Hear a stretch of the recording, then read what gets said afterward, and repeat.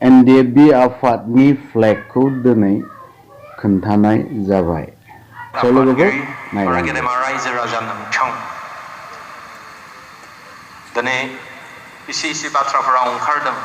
थांनाय इलेक्शननि उनाव बर'फ्रा स्रि स्राय जानानै दं, जेननाय बायदि जानानै दं। 1950 मायथाइनिफ्रायनो 1950निफ्रायनो जोंहा क'क्राझारा बर'फोर ट्राइबेलफोरनि थाखाय रिजार्भ सिटमोन। बर'फ्रा बे समनिफ्रायनो पार्लामेन्टआव थांनानै सासेब्लाबो नार्जारी बसुमतारी माबाब्लाबो दोंहैयोमोन। बर'नि जानानै एसेब्लाबो बुंहैनो हादोंमोन, सिनायथि हैदोंमोन। नाथाय थांनाय इलेक्शनाव जेनदों आरो इयुनावबो मा जागोन बेखौ जोंनि गेजेराव दिनै गोबां सोंलुआ फैदों।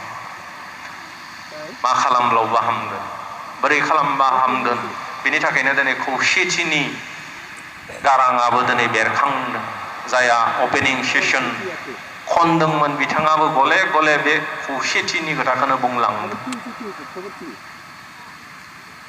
नाथाय थांनाय इलेक्शनाव जि जेनदों बे जेननाया आं सानो जोंनि बर' रायजो राजानि जेननाय नङा, सानख'नो हायै गादि लुबैग्रा लिडारफोरनिसो जेननाय।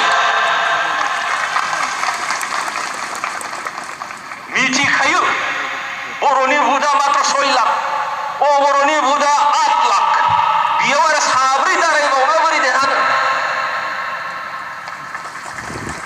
थेवबो मानो दारायखो? सासेया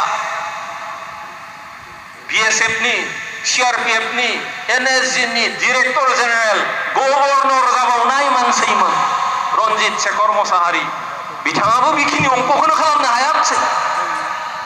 मा खालामनो?